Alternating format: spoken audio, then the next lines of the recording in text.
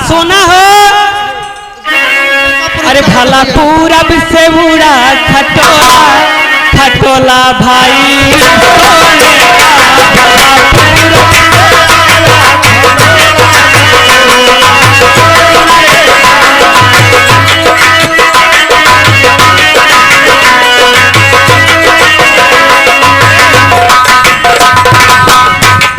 खटोलना पे बैठे हैं बिहार वाले फूफा कई बहिनी। खटोलना पे बैठे बिहार वाले फूफा कई बहिनी। ए बहिनी जाना तू बिहार वाले फूफा की बहन तो बैठ गई जाना राजू बड़े शौकीन नहीं मगर जान कब है उनके चुतरों में पड़ी गादा डोरा खटोला।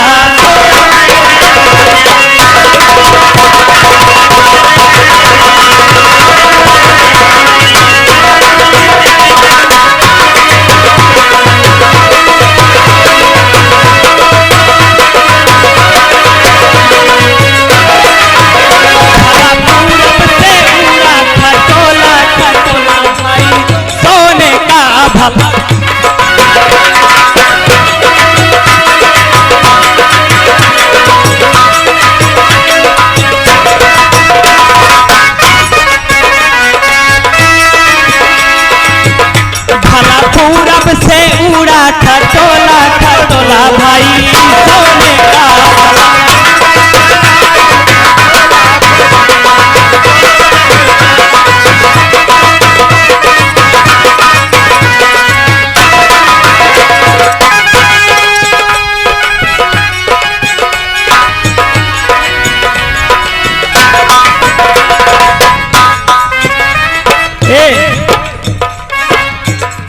हेलो हर दिल्ली गया हूँ हर दिल्ली गया परदेसी कोई रोकना था। क्या होगा होगा होगा मेरा सोचना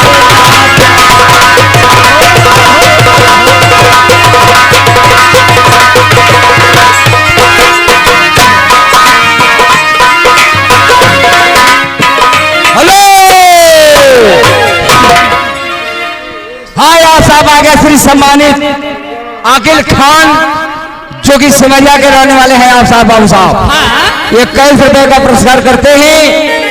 उनको एक गजल की शौक है भैया बगल में बैठे हैं। गजल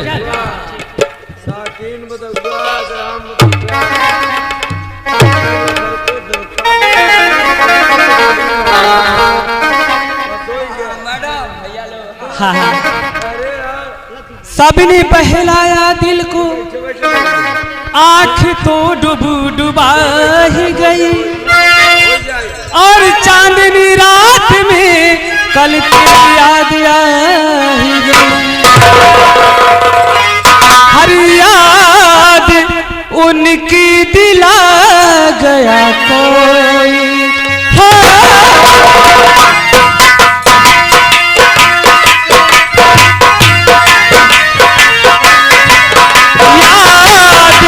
उनकी दिला गया कोई।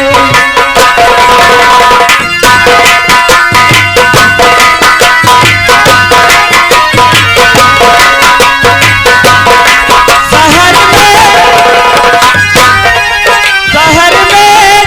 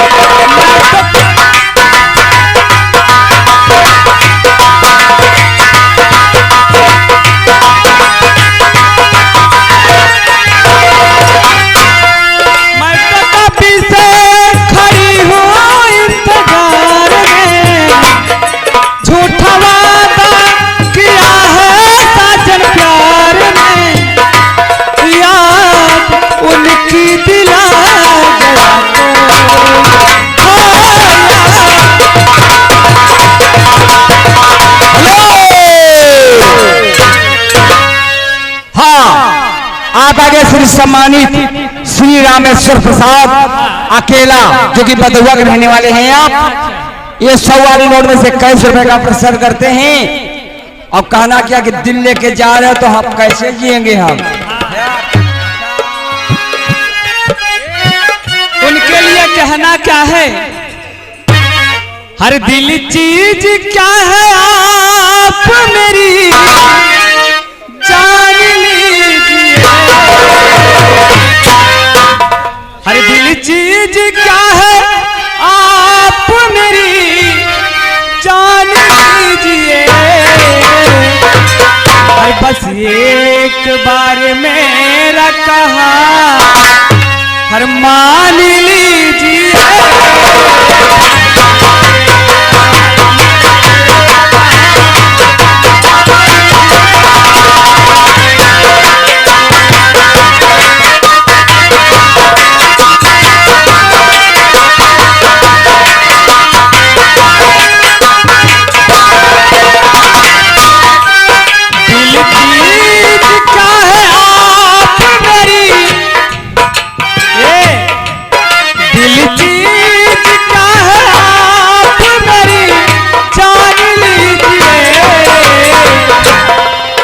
बस एक बार मेरा कहा मान लीजिए।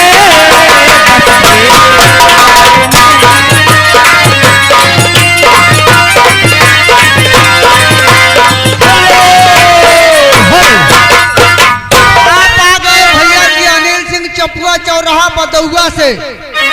आपका फरमाइश 11 रुपये का है। कहना है कि गाने का बोल है भैया। क्या है गाने की? कोई भी अच्छी गजल भैया को फरमाइश दीजिए। और 11 रुपए का पुरस्कार देते हैं हमारे नगारची मास्टर को स्पेशल में। अच्छा अच्छा, धन्यवाद। कोई अच्छी सी गजल होनी चाहिए। भैया को बार बार प्रणाम है, आशीर्वाद। ठीक है, क्या है? हाँ, आप हैं श्री सम्मानित आप हैं बाबू शिवराज सिंह यादव, जो कि शिवराजपुर के रहने वाले हैं। आप साहब की तरफ से 1000 रुपए का पुरस्कार करते हैं। हमारी नाटक अपनी आपको स्वागत करती है। धन्यवाद।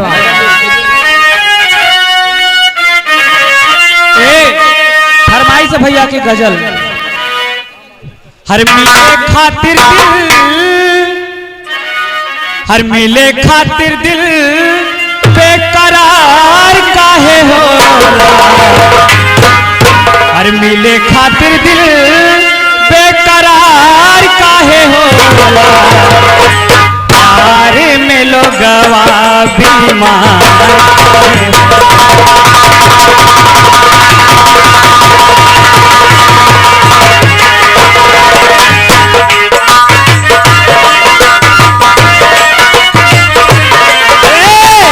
मिले खातिर दिल बेकरार काहे होला। प्यार में लोगवा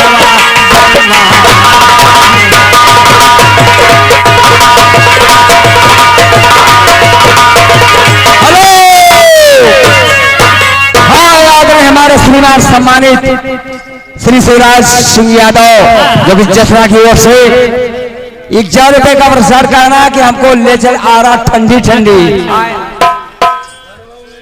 अरे हम कल चले आ रहा ठंडे ठंडे ए सैया। अरे हम कल चले आ रहा ठंडे ठंडे हर नहर के किनारे। हम कल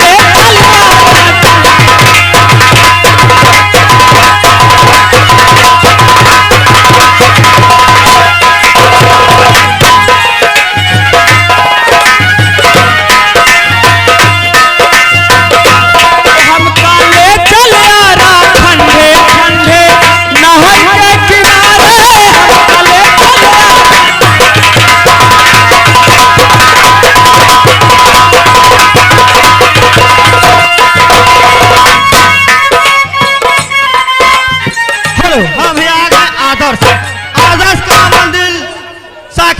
के धरती से भैया बरात मालिक 21 रुपए इनायत देते हैं मैडम। Hello madam. हाँ, लेकिन भैया की फरमाइश है निर्गुण। निर्गुण, ठीक है। हाँ, निर्गुण फरमाइश है। और साथ में जो बारात में आए हुए सज्जन भोजन न किए हो, बारात वाले, गाड़ी ड्राइवर वाले, बैंड पार्टी वाले, अदर बाराती जो आए हुए हैं भाई, जाके घरात में तुरंत भोजन कर ले। भैया को बार बार प्रणाम है, आशीर्वाद की कामना है, लेकिन भैया का निर्गुण है। अरे एक हम पारी रे भोरी, दूसरा पियवा भइले चोरी ना। अरे एक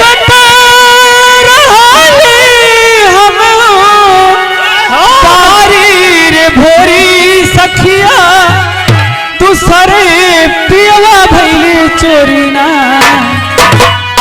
अरे तीसरी बिरह से देहिया मातलिए राम, तीसरी बिरह से देहिया। ओ एक हम पारी और भोरी,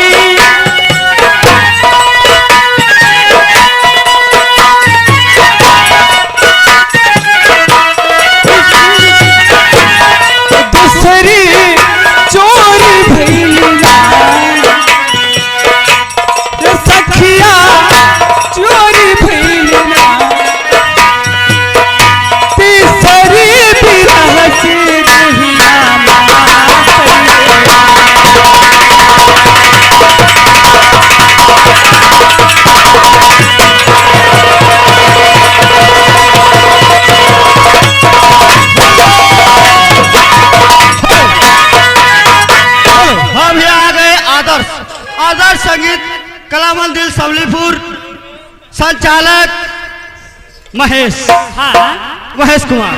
अच्छा, भैया की फरमाइश है, ले चल आ रहा ठंडे ठंडे। भैया 21 रुपए का इनाम देते, भैया को बार बार प्रणाम है, आशीर्वाद की कामना। उन्हें मैं भी ताहे दिल से शुक्रिया करती हूँ। हेलो सॉरी, अच्छा, ठीक है। सैया ठीक है, उनकी फरमाइश। हेलो, ये भैया बारात वाले की ये सूचना है कि हमारे बारात में जो भाई भोजन नहीं किए हैं, गाड़ी ड्राइवर, गाड़ी मालिक बारात में जो भाई भोजन नहीं किए हैं, जाकर के प्रेम से भोजन कर लें। जो भाई भोजन नहीं किए, बारात मालिक का सूचना है कि जाकर के प्रेम से भोजन कर लें। धन्यवाद। अरे सैया लड़का नियर सूती जाला कोरा में, अरे सैया लड़का नियर सूती जाला कोरा में, पिया के अंजोरा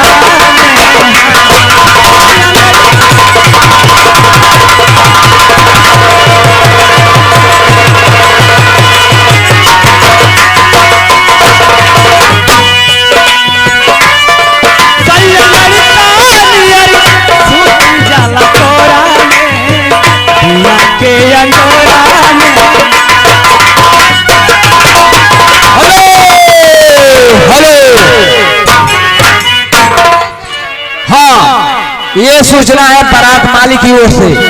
बारात मालिक का कहना है कि जो हमारे बारात में बाजा, डीजे, गाड़ी वाले जो भी भाई भोजन नहीं किए हो, जो बाकी हैं, जाकर के प्रेम से भोजन कर लें। धन्यवाद।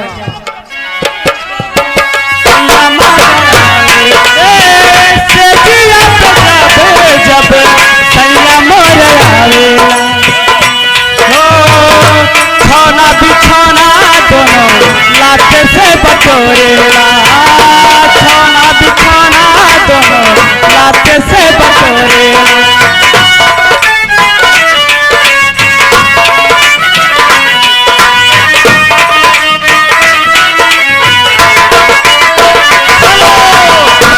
कितना आगे चबुआ चौराहा, चबुआ चौराहा आमका कुशवाहा सिंह।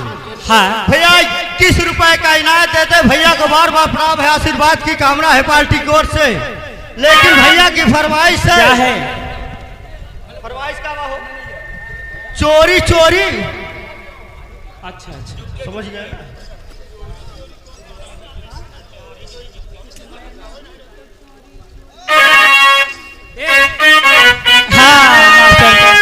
मैंने भी तो चोरी चोरी अखियां मिलाई रे, मैंने भी तो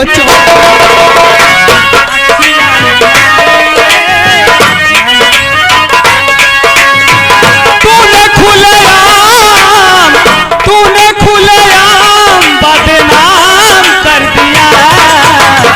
मैंने भी तो चोरी चोरी अखियां मिलाई रे, मैंने भी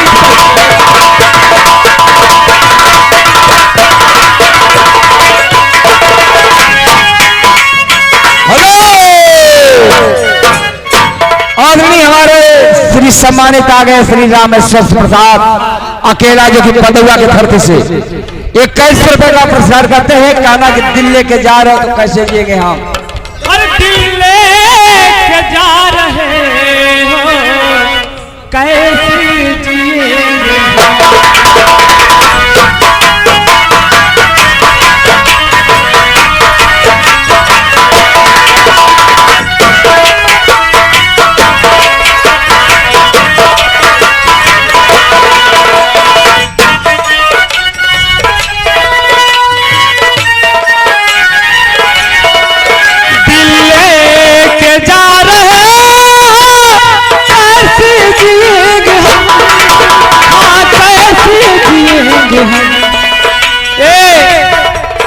जब याद तेरी आएगी,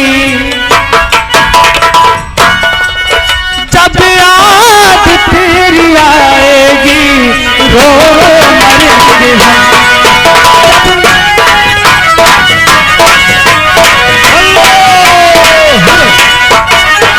हेलो, हम आ गए चबुआ चौराहा से। हाँ अनिल कुमार भैया 11 रुपए का इनाम देते हैं, लेकिन उनकी फरमाइश है निर्गुण। निर्गुण तू को रोटी के करनवा।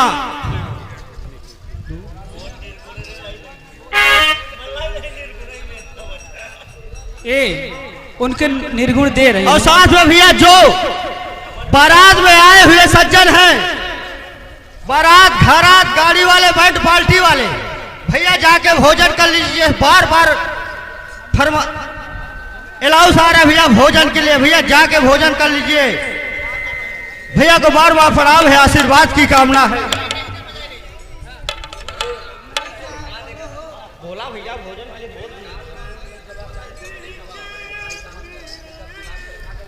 हर एक दिन नदी के तीरे जात रहली धीरे धीरे।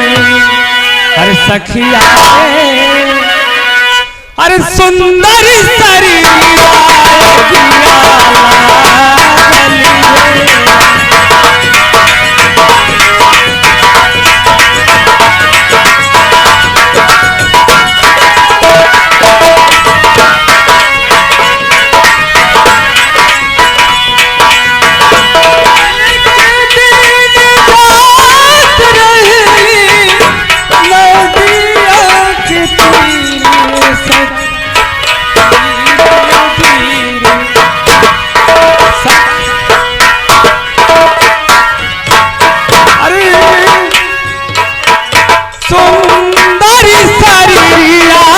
भैया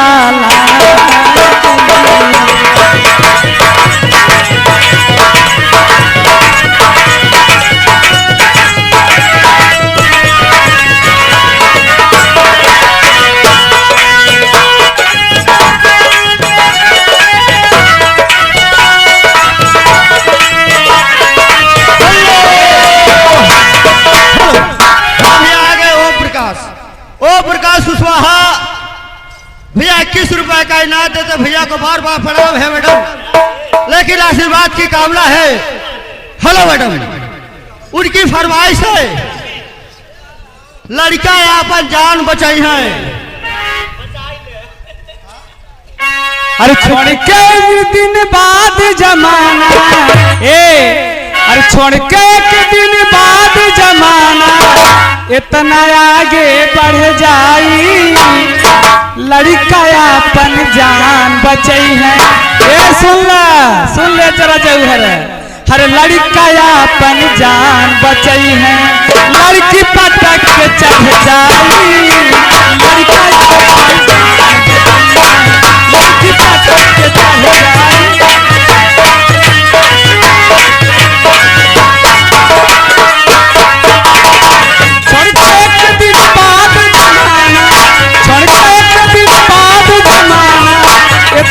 आगे बढ़ जाई, लड़का अपन जान बचई है।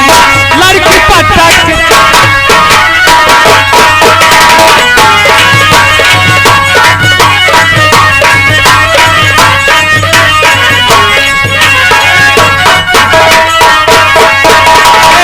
लाड़ी तन करो जय बलात्कार होई।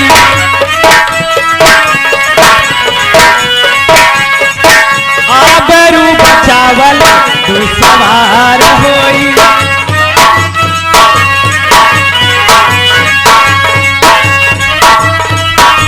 हेलो, हाँ भी आ गए साथ में Golu Manish orchestra and music group, manager Golu Kumar, Saqib Sablipur. भैया 21 रुपए का इनाम देते। भैया को बार बार पड़ा हुआ आशीर्वाद की कामना है, लेकिन फरमाइश है क्या है? झकोरा मारे झूलनी। भैया बोला थे चल। अरे झकोर मारे झूलनी, ए अरे झकोर मारे झूलनी, अरे साड़ी लहराई हो झकोर मारे झूलनी।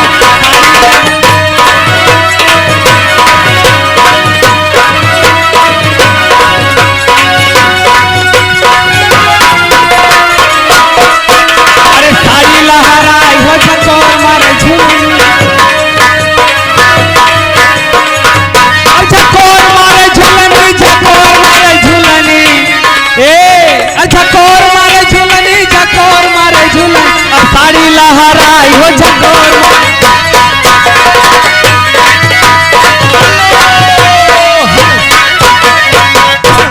हम आ गए चौका चौराहा नंद कुमार। हाँ नंद कुमार कुशवाहा पान भंडार।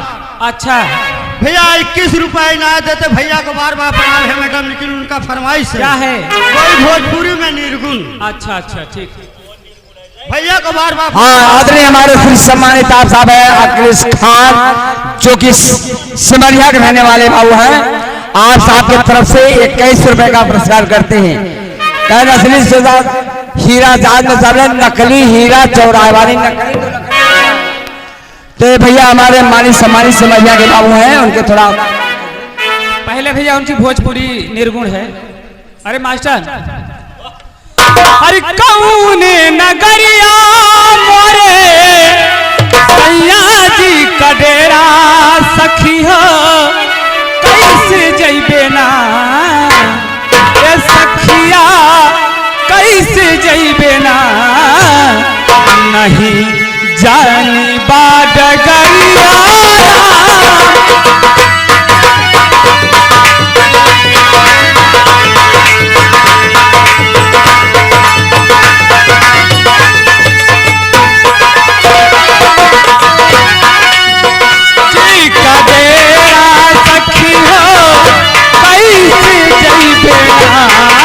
सखिया कैसे जइबे ना, नहीं जानी बाडगरिया।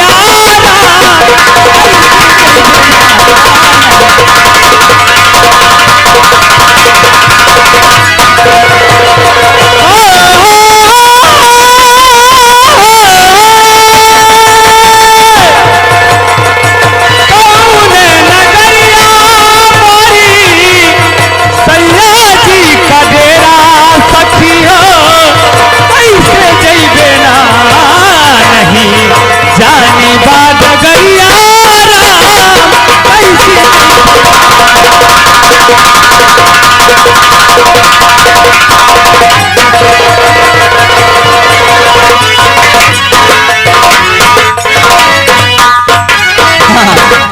आगे हमारे फिर सम्मानित आशीष बाबू, जो कि आशीष ग्राम सभा औराई के रहने वाले हैं। आप साहब की तरफ से ₹21 का पुरस्कार हमारी नाटक कंपनी स्वागत करती है।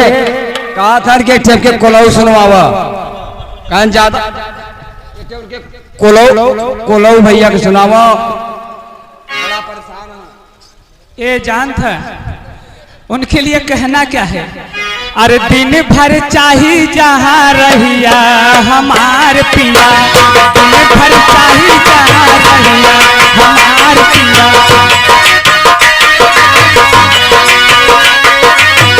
दिन भर चाहे जहाँ रहियो हमार पिया, दिन भर चाहे जहाँ रहियो हमार पिया। ए राजा शाम के घरे चले आइहो हमार पिया।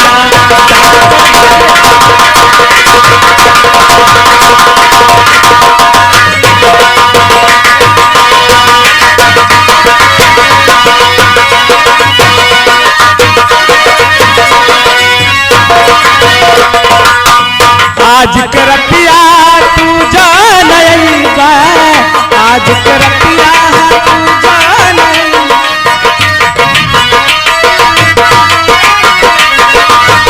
एक जिंदिया हमनी गिन पैबा।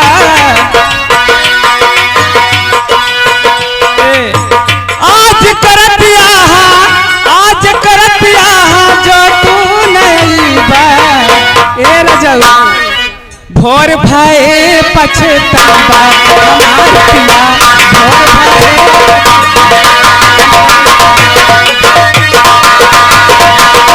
हेलो हाँ आगे हमारे श्री सम्मानित आज साहब हैं आकिल खान सिमरिया। आकिल खान सिमरिया के रहने वाले हैं बाबू साहब। 21 रुपये पुरस्कार करते हैं। कहना क्या है कि असली हीरा ताज बेचा में, नकली हीरा चौराहे पर। नकली चाहे जहाँ नकबंड बेचाए, असली हीरा ताज में चमके, असली हीरा है।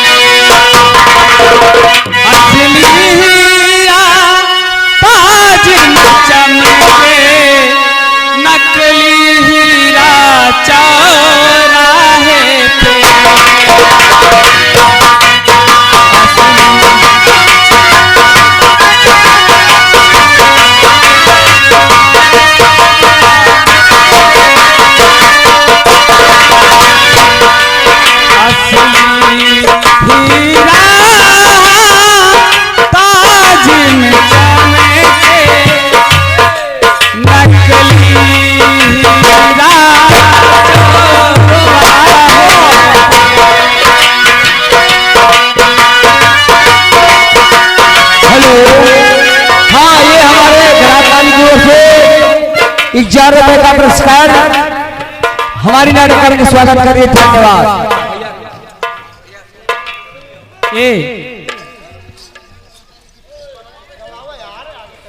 हेलो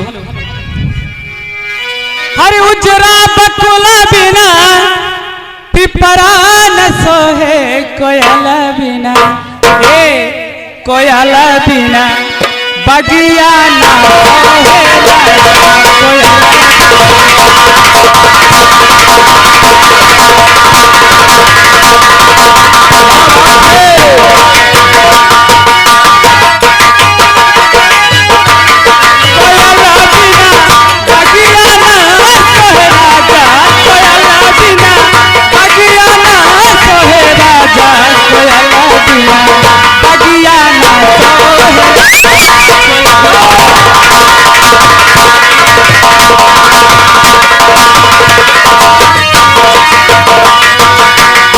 क्या बात है भैया देखे बल वाले भैया 10 रुपए दिए हैं। काना के सबको निर्गुण आने भैया पर।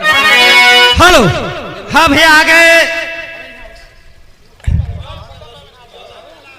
नंदलाल नंदलाल हेलो मैडम नंदलाल सबरीगुड़ के धरती से भैया 11 रुपए का इनायत देते। भैया को बार बार प्रणाम है, आशीर्वाद की कामना है।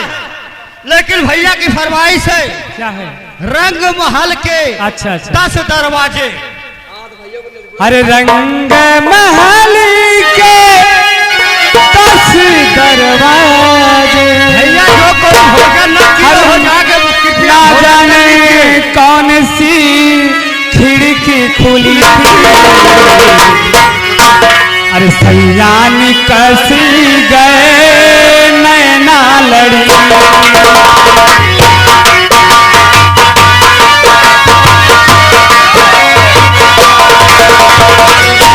रंग महाली के कसी दरवाजे, ना जाने कौन सी खिड़की खुली थी,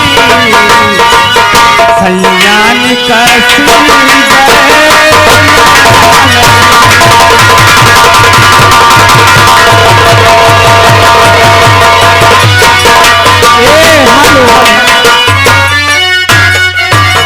भैया के फिर निर्गुण बा राज मास्टर।